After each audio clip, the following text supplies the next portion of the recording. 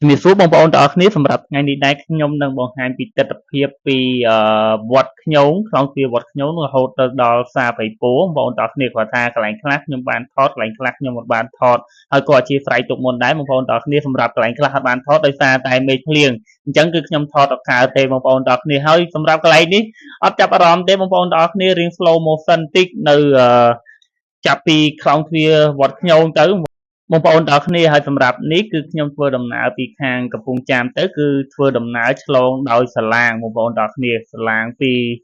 កំពង់ដរខ្ញោងហ្នឹងហើយខ្ញុំក៏បន្តដំណើរថតពីទស្សនវិជ្ជាតាមដងផ្លូវឲ្យបងប្អូនទាំងអស់គ្នាបានទស្សនាណាហើយសម្រាប់ផ្លូវនេះគឺស្រស់ស្អាតមែនតើបងប្អូនទាំងអស់គ្នាអានេះគឺជារូបសេនហើយខ្ញុំថតពេលរៀងថ្ងៃក្តៅទៀតបងប្អូនទាំងអស់គ្នាគឺខ្ញុំអត់ edit វីដេអូទេអញ្ចឹងបងប្អូនដូចបានឃើញអញ្ចឹងសម្រាប់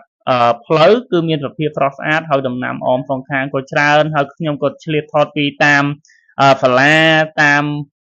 ខ្លងទ្វារវិហារនីមួយៗគាត់ថាខ្លងទ្វារវិហារខ្លះក៏ជីហួសទៅអត់បានថតវិហារខ្លះក៏បានថតអញ្ចឹងទៅបងប្អូនទាំងអស់គ្នាអញ្ចឹងសម្រាប់បងប្អូនដែលរស់នៅតាមភូមិតាមតំបន់តាមកន្លែងនីមួយៗដែលខ្ញុំបានថតបងប្អូនចាំជួយ comment ហើយជួយ like ជួយ share ម្នាក់មួយផងបងប្អូនទាំងអស់គ្នាដោយបាននិយាយគឺថតពីខ្លងទ្វារវត្តខ្ញោងទៅដល់ផ្សារព្រៃពោកាត់តាមផ្សារព្រៃដបូកអីហ្នឹងបងប្អូនទាំងអស់គ្នាហើយសម្រាប់ដងផ្លូវគឺអែមបងប្អូនទាំងអស់គ្នាស្រស់ស្អាតមែនតើជិះតាមផ្លូវនេះមានអារម្មណ៍ថាអត់ធុញទេហើយសម្រាប់នៅនេះដែរគឺស្ថិតនៅក្នុងស្រុកកោះស្ទឹងដូចគ្នាណាបងប្អូនទាំងអស់គ្នាអញ្ចឹងក្នុងឃុំកោះស្ទឹងមកនេះនៅក្នុងស្រុកកោះស្ទឹងហើយតាមផ្លូវដែលនៅក្នុងស្រុកកោះស្ទឹងភាគច្រើនគឺស្រស់ស្អាតមែនតើបងប្អូនទាំងអស់គ្នាហើយខ្ញុំចេះតែជិះបន្តទៅហើយបងប្អូនទាំងអស់គ្នាហើយសម្រាប់នេះគឺខ្ញុំចាប់ផ្ដើមមកដល់ផ្សារតំណងហើយបងប្អូនទាំងអស់គ្នាសម្រាប់មកដល់ផ្សារតំណងផ្សារគេតាមផ្ទះតាមអីមិនជាធំប្រហែលទេគឺមកល្មមបងប្អូនទាំងអស់គ្នាដោយសារតែបងប្អូនដឹងស្រាប់ហើយនៅនេះគឺនៅក្នុងបណ្ដាស្រុកទេអញ្ចឹងសម្រាប់ផ្សារគឺអត់សូវធំដូចនៅក្នុងទីរួមខេត្តឬក៏ទីរួមក្រុងអីទេបងប្អូនទាំងអស់គ្នាហើយខ្ញុំចិត្តតែបន្តផ្ដិតជូនរូបភាពឲ្យបងប្អូនឃើញតិចហើយមកដល់នេះកន្លែងប៉ុស្តិ៍ប៉ូលីសកន្លែងម្ដុំផ្សារហ្នឹងបងប្អូនទាំងអស់គ្នាហើយក៏សូមឆ្លៀតណែនាំបងប្អូនតិចដែរសម្រាប់បងប្អូនទាំងអស់គ្នាដែលមានបញ្ហាម៉ូទ័រទៅហើយឬក៏ឆ្នាំងដាំបាយឆ្នាំងដាំទឹកអីផ្សេងៗបងប្អូនទាំងអស់គ្នាជួយគ្រប់គ្រងផងដោយសារតែបងថ្លៃនឹងចែកខ្ញុំគឺបើកនៅក្នុងផ្សារព្រៃពោនឹងតែម្ដងបងប្អូនទាំងអស់គ្នាបងប្អូនអាចមើលទីតាំងបានបងប្អូនទាំងអស់គ្នាហើយសម្រាប់នៅទល់មុខដូចបងប្អូនបានឃើញអញ្ចឹងគឺគេមានបោកអ៊ុតដាក់ឈ្មោះយក្សាបោកអ៊ុតអីអញ្ចឹងណាហើយកន្លែងនោះទៀតនៅខាងជួរផ្ទះនឹងខ្ញុំបើកនេះគឺមានផ្ទះមួយទុកចោលហើយកន្លែងរោងអាយស្អាយគេអញ្ចឹងទៅហើយនោះកន្លែងដែលនឹងឬក៏ចែកខ្ញុំគាត់បើកណាបងប្អូនទាំងអស់គ្នាប៉ុន្តែគាត់ថាផ្លាកមេភ្លៀងហើយតែចាប់សម្ពោធនៅថ្ងៃនេះអញ្ចឹងអត់បានដាក់ផ្លាកមកខាងក្រៅទេហើយកំពុងតែរៀបចំបដាអញ្ចឹងក៏ចាប់ផ្ដើមបើកដែរបងប្អូនទាំងអស់គ្នាអញ្ចឹងសម្រាប់បងប្អូនមានបញ្ហាខូចទៅហល់ម៉ូទ័រឬក៏ឆ្នាំងដាំបាយឆ្នាំងដាំទឹកឬក៏សម្ភារៈផ្សេងៗដូចបងប្អូនបានឃើញនៅក្នុងផ្លាកដែលគាត់ធ្វើបងប្អូនអាចជួយគ្រប់គ្រងផងបងប្អូនអ្នកខាងតំណងខាងផ្សារព្រៃដបូកខាងផ្សារព្រៃពោនឹងជួយគ្រប់គ្រងផងហើយសម្រាប់ទីតាំងបើសិនជាបងប្អូនមើលច្បាស់ទេចាំខ្ញុំតម្លាក់ link page មួយទៀតដែលខ្ញុំធ្វើវីដេអូដែលតាក់ទង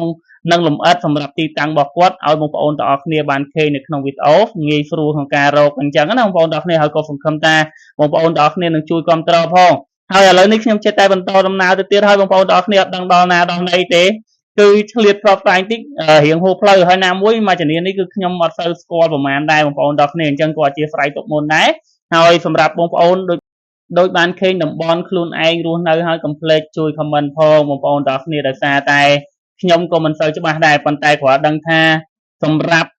ផ្លូវនេះគឺស្រស់ស្អាតមែនតើហើយនិយាយទៅចូលចិត្តផ្លូវបែបនេះហ្មងបងប្អូនទាំងអស់គ្នាអញ្ចឹងសម្រាប់បងប្អូនទាំងអស់គ្នាដែលធ្វើដំណើរទៅខាងភ្នំពេញណាអាចជិះកាត់តាមនេះក៏បានដែរសម្រាប់អ្នកមកពីចាហែមកពីខាងខ្ញោងតំណងអីពីច្រើនគេជិះទៅពេញតាមហ្នឹងហើយគេកាត់តាមឡើងតាមស្ពានព្រៃតម្រាក់ទៅបងប្អូនទាំងអស់គ្នាហើយសម្រាប់ខ្ញុំភាគច្រើនគឺផ្ដិតតាមខ្លោងទ្វារសាលាតាមទស្សនវិជ្ជាដងផ្លូវតិចតាមខ្លោងទ្វារវិហារផ្សេងណាបងប្អូនទាំងអស់គ្នាហើយ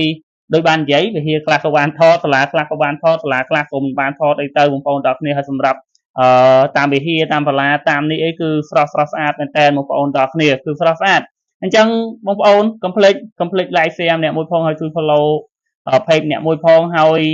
សម្រាប់កន្លែងណាដែលខ្ញុំអត់បានថតទេក៏អធិស្ឋានផងបងប្អូនទាំងគ្នាគឺចិត្តខ្ញុំចង់ថតឲ្យច្រើនប៉ុន្តែខ្លាចវីដេអូវែងពេកបងប្អូនពិបាកមើលហើយសាំក្នុងការមើលវាឆ្ងាយពេកអីពេកអញ្ចឹងណាបងប្អូនទាំងគ្នាហើយទៅដល់ចិត្តដល់ផ្សារព្រៃពោហួសផ្សារព្រៃដំបូងបន្តិចហ្នឹងផ្លូវដែលទៅផ្សារព្រៃពោបងប្អូនហើយគឺភ្លៀងយកតែម្ដងគឺអត់បានថតចាប់ពីផ្សារព្រៃដំបូងទៅបន្តិចហ្នឹងគឺអត់បានថតតែម្ដងបងប្អូនទាំងគ្នាអញ្ចឹងអធិស្ឋានចាប់ពីផ្សារព្រៃដំបូងទៅគឺអត់បានថតដោយសារតែមេឃភ្លៀងខ្លាំងអញ្ចឹងក៏បានឆ្លៀតតែតិចឲ្យបងប្អូនទាំងអស់គ្នាទស្សនាហើយសម្រាប់ផ្លូវដោយបងប្អូនបានឃើញហើយខ្ញុំបាននិយាយនៅដើមវីដេអូសម្រាប់អ្នកដែលគាត់ទៅភ្នំពេញអាចធ្វើដំណើរតាមនេះបានបងប្អូនទាំងអស់គ្នាផ្លូវគឺអត់ពិបាកទេផ្លូវគឺស្រួលហើយផ្លូវគេរៀងធំតលាយហើយសម្រាប់តាមដងផ្លូវគឺមានបង្គោល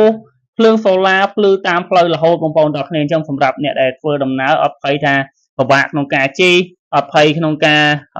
ល្ងិតផ្លូវល្ងិតអីទេបងប្អូនទាំងគ្នាដោយបងប្អូនបានឃើញបង្គោលសូឡាគឺអមតាមសងខាងផ្លូវតែម្ដងបងប្អូនទាំងគ្នាហើយកាលពីមុនគឺខ្ញុំអាសាធ្វើវីដេអូបែបនេះគឺមានអ្នកដែលគាត់ចូលចិត្តឲ្យខ្ញុំផ្សព្វផ្សាយទាក់ទងនឹងតំបន់គាត់រស់នៅអញ្ចឹងទៅដោយសារតែខ្ញុំអត់សូវមានពេលយូរទៅបានម្ដងហើយសម្រាប់ថ្ងៃនេះបានទៅហើយក៏ឆ្លៀតផ្ដិតឲ្យបងប្អូនបានឃើញពីតំបន់នីមួយចាប់ពីខាងខ្ញោងខាងតំណងខាង